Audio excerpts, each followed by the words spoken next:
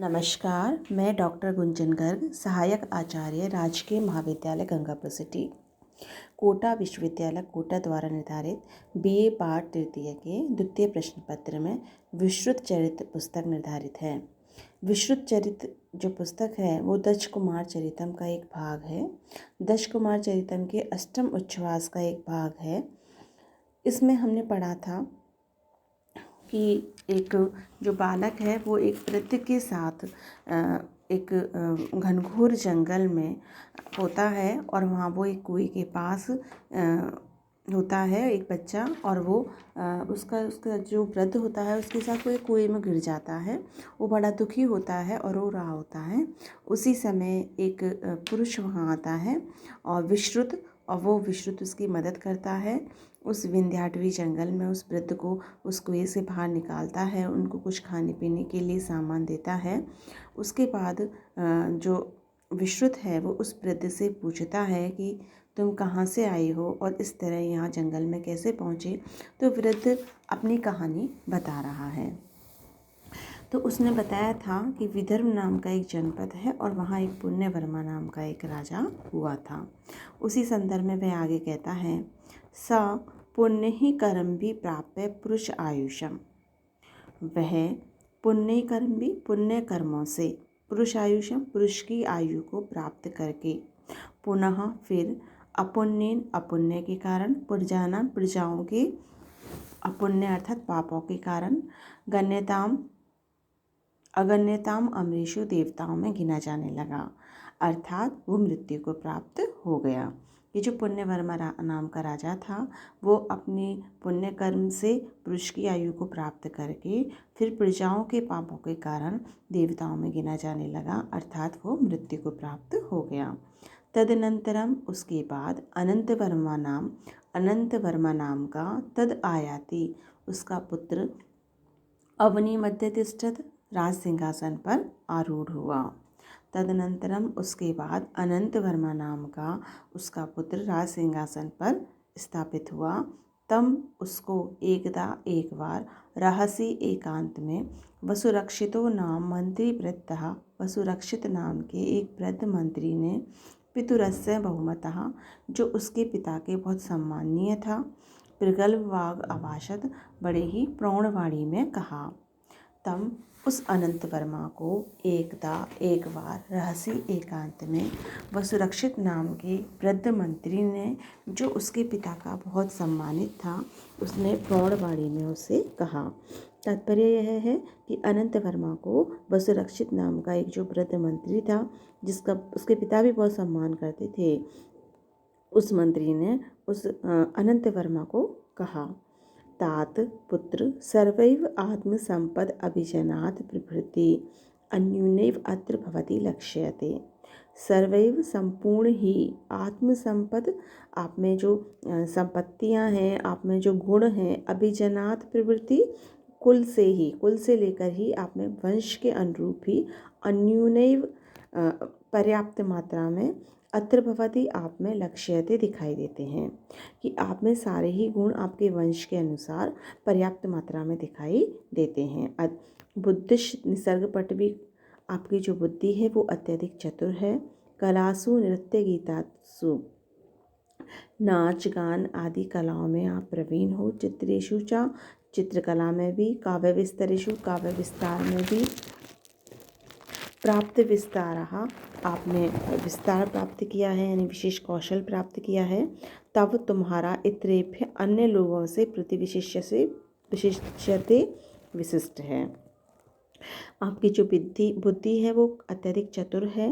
नाच गान आदि चित्रकला काव्य विस्तार में आपने अन्य व्यक्तियों की अपेक्षा विशिष्ट रूप से विस्तार प्राप्त किया हुआ है, अर्थात आप इन सब विद्याओं में कुशल हो। तथापि फिर भी असौ वह अप्रतिपाद्य आत्मसंस्कारम अर्थशास्त्रेषु, फिर भी अर्थशास्त्र में आपका जो संस्कार है वो पर्याप्त रूप से विकसित नहीं है।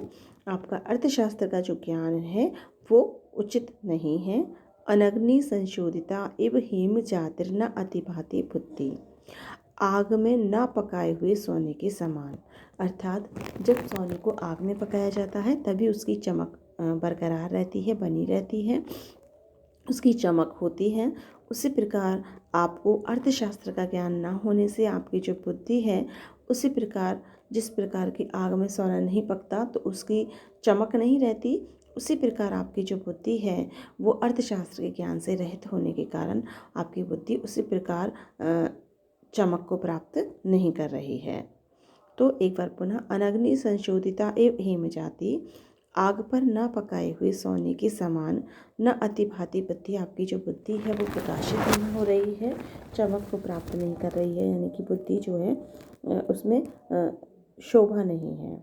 बुद्धिहीनो ही भूभृत, और जो क्योंकि ऐसा बुद्धिहीन राजा अत्युश्रुतो अपि, अत्यधिक उन्नत होने पर भी परई अध्यारूयमाणम आत्मनम न चेतयते, परई शत्रु के द्वारा अध्यारूयमाणम आक्रमण किए जाते हुए आत्मानम स्वयं को न चेतयते, नहीं जान पाता।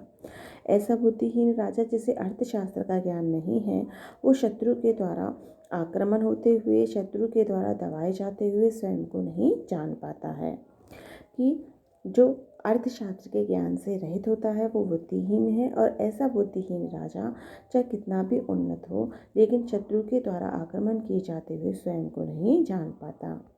नाचा शक्तः साध्यम साधनम च विभज्य वर्तितुम, और वह समर्थ नहीं होता साध्यम साधनम च, साध्य और साधन को विभज्य विभाग करके वर्तितुम व्यवहार करने के लिए, वह साध्य और साधन के अंतर को नहीं जान पाता और भली भांति विभाग कर व्यवहार करने में समर्थ नहीं होता। विभज्य विउपसर्ग भज धातु से लिय प्रत्यय का प्रयोग है। वर्तितुम वृत्त धातु से तुमुन प्रत्यय है। शक्तः शक धातु से ता प्रत्यय का प्रयोग है। अयथावृत्तस्य कर्मसु प्रतिहन्यमानः स्वहि परस्य परिभूयते। अयथावृत्तस्य भली भांति कार्य न करने से कर्मसु कार्यों में प्रतिहन्यमानः ठगा जाता है, स्वहि परस्य अपनों के द्वारा और शत्रु के द्वारा परिभूयते तिरस्कृत होता है। कि कार्यों को भली भांति न करने से वह ठगा जाता हुआ अपने और परायों के द्वारा तिरस्कृत होता है। वो हमेशा ठगा जाता है और एक तरह से तिरस्कार का अनुभव करता है। कि कार्यों में भली भांति कार्य न करने से ठगा जाता हुआ अपने परायों के द्वारा तिरस्कृत होता है। प्रतिहन्यमानः प्रति उपसर्ग हन्य धातु से शानच प्रत्यय का प्रयोग है। न च अवज्ञातस्य आज्ञा प्रभवति प्रजानां योगक्षेम आराधनाय, और न नहीं चा और अवज्ञातस्य तिरस्कृत उस राजा की आज्ञा प्रभवती समर्थ होती है, प्रजानाम प्रजाओं के योगक्षेम आराधना, योगक्षेम की आराधना करने के लिए। योगक्षेम से मतलब है अप्राप्त की प्राप्ति और प्राप्ति की रक्षा। यानी ऐसे तिरस्कृत राजा की आज्ञा जिसकी आज्ञा का पालन कोई नहीं करता, ऐसे तिरस्कृत राजा की जो आज्ञा होती है वो अपनी प्रजा के योगक्षेम की आराधना करने के लिए समर्थ नहीं होती है। राजा का प्रमुख दायित्व तो यही है कि प्रजा में जिसके पास जो नहीं है उसे प्राप्त कराए, अप्राप्त की प्राप्ति कराए, और जिनके पास जो है उसकी रक्षा करे। लेकिन ऐसा राजा जिसकी आज्ञा का पालन कोई नहीं करता, उसकी वह अपनी प्रजा के योगक्षेम की आराधना करने के लिए समर्थ नहीं होता। अतिक्रांत शासनाश प्रजा यद किंचन वादिन्यो यथा कथंचित वर्तिन्यः सर्वः स्थिति संकिरेयुः।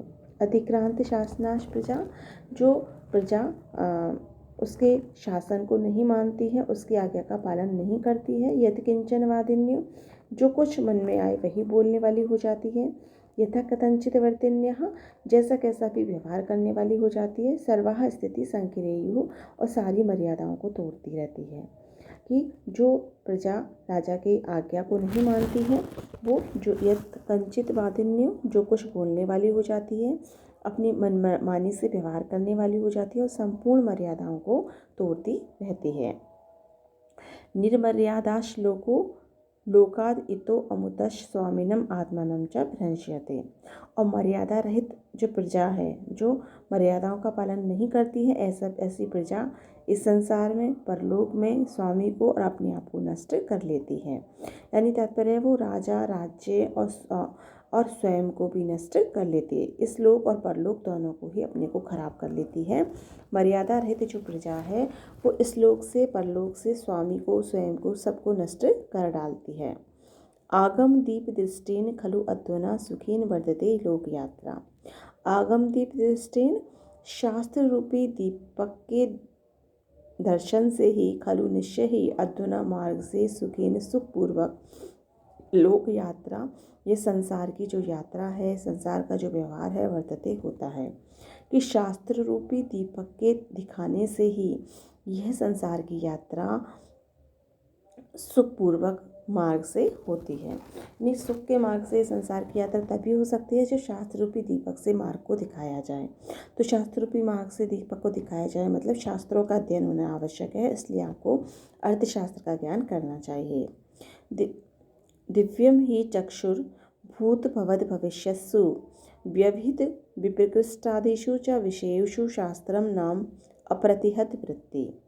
दिव्यम ही चक्षु, दिव्य चक्षु, दिव्य नेत्र, भूत भवद भविष्यसु, जो भूत काल, वर्तमान काल और भविष्य काल में, व्यवहित विप्रकृष्टादिषु च विषयेषु, तीनों ही कालों में, व्यवहित विप्रकृष्टादिषु विषयों में भी बिना किसी बाधा के उनको संपन्न कर सकें। विशेषु शास्त्रम नाम अप्रतिहत वृत्ति, शास्त्र ही जो होता है वो अप्रतिहत वृत्ति, बिना किसी बाधा के चलने वाला होता है। यानी तात्पर्य यह है कि धर्म शास्त्र ऐसी दिव्य दृष्टि के समान है जो दृष्टि भविष्य, वर्तमान, भूत तथा अज्ञानतावश न दिखाई देने वाले सभी पदार्थों तक अप्रतिहत गति से पहुंच सकता है, वो कहीं रुकते नहीं है। कि दिव्य चक्षु के समान है, शास्त्र ही अप्रतिहत वृत्ति शास्त्रम, शास्त्र ही ऐसा बिना किसी बाधा के चलने वाले दिव्य चक्षु के समान है जो भूतकाल, भविष्यत्काल, वर्तमान काल, इन सभी में ही अव्यवहित प्रकृष्टादि विषयों में बिना किसी बाधा के चल सकता है। तेन ही न उनसे रहित होने पर सतो अपि प्राणी भी, कितना भी श्रेष्ठ प्राणी भी, आयत विशालियो लोचनियो, चाहे वो कितने भी विशाल नेत्रों वाला हो, अंध एव जंतु, वो अंधे जंतु के समान, अर्थ दर्शनेशु असमर्थता, अगर वो अर्थ शास्त्र के ज्ञान में अगर असमर्थ है तो वह अंधे व्यक्ति के समान ही है। कि तात्पर्य यह है जिसको शास्त्र ज्ञान नहीं है, अर्थशास्त्र का ज्ञान नहीं है, वो चाहे कितने भी विशाल नेत्रों वाला हो, वो अंधे जंतु के समान ही होता है। अर्थशास्त्र के ज्ञान से रहित प्राणी कितने भी विशाल नेत्र वाला हो लेकिन अंधे ही प्राणी के समान होता है। अतः इसीलिए विहाय छोड़ के बाह्य विद्याशु, जो बाहरी विद्याएं हैं, नृत्य गीत आदि जो बाहरी विद्याएं हैं, उनमें उनको छोड़कर अभिसंगम आमगा में आसक्ति को प्राप्त करो। दंड नीति में, कुल विद्या, कुल की विद्या में, आपकी कुल की विद्या जो दंड नीति है, जो अर्थशास्त्र है, उसमें आप अपनी प्रवृत्ति करो, उसमें आसक्ति करो और बाहरी जो विद्याएं उनको छोड़ दो। आप भारी विद्याएं, नृत्य गीत कला आदियों को छोड़ करके अपनी कुल विद्या दंड नीति में आप अपनी पहल करो, उसमें उसको अपनाओ। विहाय वि उपसर्ग हा धातु से लय प्रत्यय है। तदर्थ अनुष्ठानेन, तद अर्थ अनुष्ठानेन, उसी अर्थशास्त्र के अनुष्ठान से, जा आवर्जित शक्ति प्राप्त करके, सिद्धि शक्ति और सिद्धि प्राप्त करके, अस्खलित शासनः, आपका जो शासन है वो दृढ़ हो जाएगा। शाधि शासन करो, चिरम लंबे समय तक, उदधि मेखलाम, समुद्र रूपी मेखला वाली उर्वीम पृथ्वी की, इति इस प्रकार। तदर्थ अनुष्ठान, उस अर्थशास्त्र के अनुष्ठान से ही, उस दंड नीति के ज्ञान से ही अत्यधिक शक्ति और सिद्धि को प्राप्त कर, सुदृढ़ शासन को प्राप्त कर, लंबे समय तक आप इस समुद्र रूपी मेखला वाली पृथ्वी को शासन करो। इस प्रकार जो वसुरक्षित नाम का जो वृद्ध मंत्री था, उसने राजा अनंत वर्मा को दंड नीति अर्थशास्त्र का ज्ञान प्रदान किया। धन्यवाद। आज की कक्षा